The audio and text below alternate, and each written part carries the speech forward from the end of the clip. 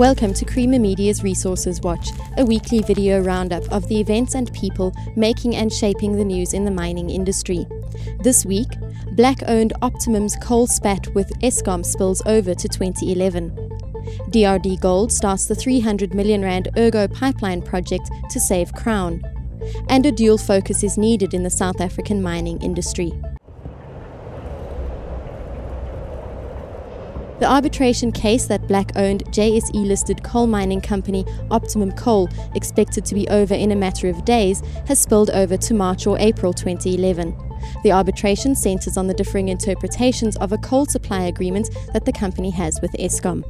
We issued a notice, an announcement about our arbitration with Eskom.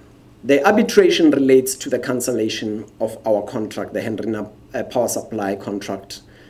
And that arbitration took place on the 10th of August to the 14th of August. It was not completed.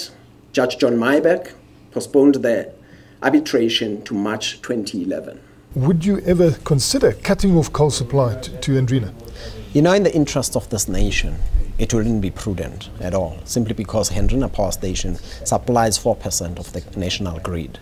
We want to behave as a responsible business. We've got a great relationship with Eskom into the future. There are other opportunities.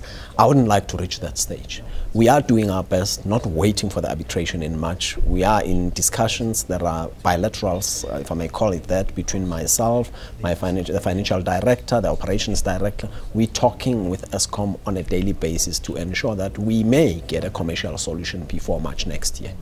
And abrasiveness of coal.